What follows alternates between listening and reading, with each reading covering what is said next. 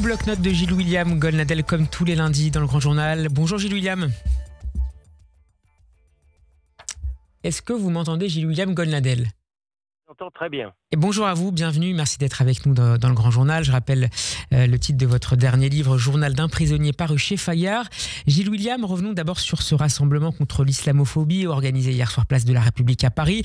Un événement à l'initiative des forces de gauche au surlendemain de la mort dans des conditions d'une grande barbarie d'un fidèle musulman dans une mosquée du Gard. Le suspect, un Français d'origine bosniaque, s'est rendu à la police hier en Italie. Gilles William Goldnadel, ce meurtre vous a bouleversé. Est-ce que vous avez néanmoins été gêné par son instrumentalisation politique, notamment par la France insoumise ? Écoutez, ça fait longtemps que je ne suis plus gêné par la France insoumise. J'ai dépassé depuis longtemps le stade de la gêne. Ce parti antisémite fait tout ce qu'il est en son pouvoir de braquer les Français, et notamment la communauté musulmane contre les Juifs et contre Israël. Bon, alors là, oui, je fais attention avec le terme d'instrumentalisation. Tout le monde instrumentalise. Je veux dire, il n'y a pas d'acception péjorative quand vous pensez qu'une thématique vous conforte dans votre opinion. Oui, vous instrumentalisez, ça c'est. Je suis pas sur le mot. Il se trouve que là ils sont une fois de plus à côté de la plaque. Et encore, je suis gentil. Rien n'indique. Autant je suis très très peiné par ce qui est arrivé à Boubacar, très peiné. C'est vraiment quelque chose de totalement infâme, infidèle, dans une mosquée, oui. A fortiori un membre de la communauté musulmane malienne qui m'est très cher. Vous savez, l'islam d'Afrique noire est souvent un islam proche du soufisme, très modéré, rien à voir avec la tendance wahhabiste et l'islam conquérant, même si malheureusement l'Afrique noire est maintenant envahie, si j'ose dire, par des djihadistes. Mais donc ça m'a, où que je tourne mon regard, ça m'a vraiment navré, sur le plan humain encore davantage, mais rien n'indique, au moment où je vous parle, que ça a un lien avec la détestation de l'islam.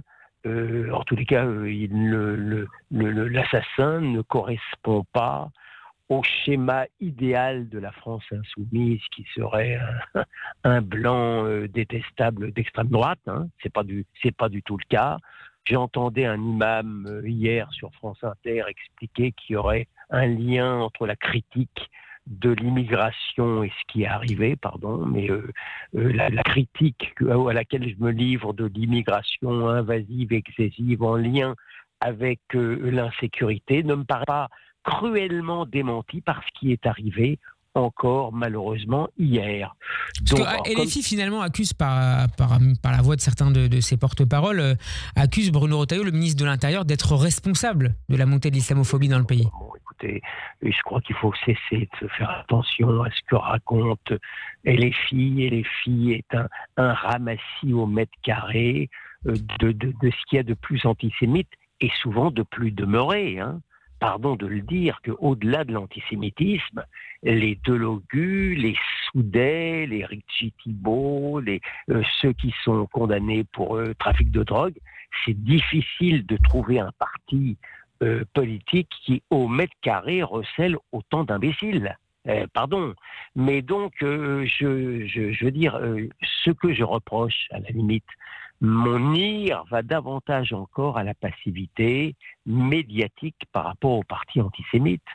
Songez par exemple que sur l'audiovisuel de service public, on n'affuble pas encore à la France insoumise l'épithète d'extrême gauche en l'espèce. On parle de gauche radicale. Oui, gauche radicale, gauche de la gauche, alors que de l'autre côté, on parle du RN encore comme faisant partie de l'extrême droite. C'est-à-dire que le bâton politique n'a qu'un seul but, n'a qu'un seul bout dans le registre lexical de l'audiovisuel de service public très à gauche.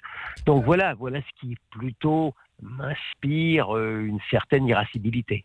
Alors, qu'en dites-vous cette fois? Que dites-vous, cher Gilles William, de ces déclarations hier sur France 2, non pas d'un leader insoumis, mais du leader communiste Fabien Roussel, qui a dénoncé, je le cite, un 2 poids 2 mesures des autorités, selon qu'on a affaire à un crime antisémite ou contre un musulman. Fin de citation. C'est comme si lutter contre l'antisémitisme était considéré par certains à gauche comme une manière de négliger ou de fragiliser les citoyens français de confession musulmane. On dresse les communautés les unes contre les autres? Oui, enfin, j'imagine que l'explication de cette triste saillie communiste vient du fait que M. Roussel ne veut pas totalement renoncer à une partie du vote d'une partie de la communauté musulmane. J'ai que cette explication-là dans la tête, parce que c'est tellement stupide. D'abord, et je l'ai dit tout à l'heure, parce que rien n'indique du tout à ce stade que nous soyons dans un crime anti-musulman, premièrement, et deuxièmement, pardon de ne pas vouloir me livrer un concours malheureusement gagné d'avance entre le nombre de juifs battus, massacrés, assassinés depuis 20 ans en France et une communauté musulmane qui est très très largement épargnée, bien plus encore que la communauté chrétienne, sans que je m'en plaigne. Alors, l'un des événements du week-end, par ailleurs, a été les obsèques en mondiovision du pape François. Et Gilles William Gonel, vous estimez que de nombreuses voix minorent la nature politique et parfois contestable de certaines prises de position du responsable catholique défunt. On peut penser évidemment à ses soutiens répétés aux Palestiniens et à cet appel à enquêter, selon lui, sur un possible génocide dans la bande de Gaza. Est-ce que c'est le seul grief que vous retenez à son encontre? Ah non, aussi bien en tant que Français et en tant que Juif, je mentirais en disant que j'étais dans un amour extatique du défunt père. Hein. Pas du tout. Je le dis. Alors, on le présente comme le pape des pauvres. Oui, enfin, il préfère le pauvre lointain que le pauvre prochain. Je ne l'ai pas beaucoup entendu plaindre des pauvres Français en passe de perdre leur pays. Je n'ai pas senti ça.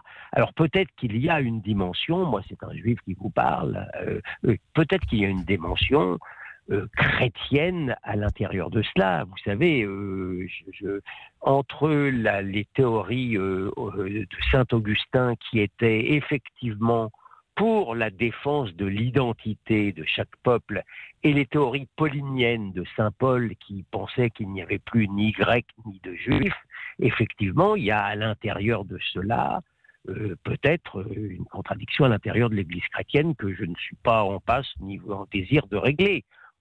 Et en tous les cas, en tant que juif et citoyen israélien, je n'ai pas senti effectivement une très grande chaleur humaine autour des massacres commis par le Hamas. Il avait coutume d'appeler, je sais, un curé à Gaza. Ouais. Il y a aussi des curés tous les soirs, dit-on, à 19h, un curé argentin. Tous les soirs, oui. Mais il y a eu aussi des curés israéliens qui sont très, très, très liés à la communauté israélienne, qui sont même, encore une fois, israéliens, qui sont d'ailleurs, qui n'ont rien à envier au sionisme des Juifs et qui attendent toujours le coup de fil qui n'arrivera jamais. On va terminer une fois n'est pas coutume avec du sport. Alors je ne sais pas si l'escrime vous passionne, cher Gilles William, mais vous avez peut-être jeté un coup d'œil ce week-end au championnat d'Europe d'escrime des moins de 23 ans. Ça se passait en Estonie, à Tallinn, compétition remportée par Israël, une compétition marquée également par un incident sur le podium. Les 4 membres de l'équipe suisse classée 2e de l'épreuve ne se sont pas tournés vers les drapeaux lorsque l'hymne israélien a retenti, comme c'est l'usage. Le ministre israélien des Affaires étrangères, Guidon Sa'ar, comme d'ailleurs la fédération suisse d'escrime, s'en sont émus. Et vous, Gilles William Gonladel? Écoutez, je n'en suis plus maintenant, malheureusement, dans le stade de détestation que vit en ce moment l'État d'Israël, à être dans une émotion constante. J'en suis pas né. J'en suis navré, j'en suis étonné s'agissant de sportifs suisses. Il me plaît à penser que c'est une réaction de mauvais joueurs par rapport au triomphe des Israéliens, des bretteurs israéliens dont je me réjouis. Est-ce que vous craignez, ou en tout cas vous observez une forme d'extension du domaine de la détestation d'Israël, si j'ose dire, y compris là au monde du sport? Oui. Je n'ai jamais connu, et Dieu sait si je connais, si j'étudie, et si je lutte contre la détestation de l'État juif. Je dois vous avouer que 2 ans après le plus grand pogrom depuis la Shoah, savoir que mon pays soit à nouveau au banc des nations me stupéfie et me navre profondément. Je pense que j'ose espérer que cela va passer, mais j'y vois un terrible symbole.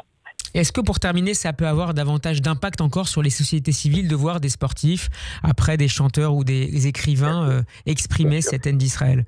Bien sûr, c'est le but. Ça tombe bien, c'est le but. On peut leur reprocher beaucoup de choses à ceux qui détestent Israël. Mais enfin, ils ont de la suite dans les idées. Ils savent quel milieu toucher. Maintenant, je ne veux pas non plus grandir leur mérite. Il y a le nombre, il y a l'argent, il y a la méchanceté. Ce sont encore des grandes choses dans le monde.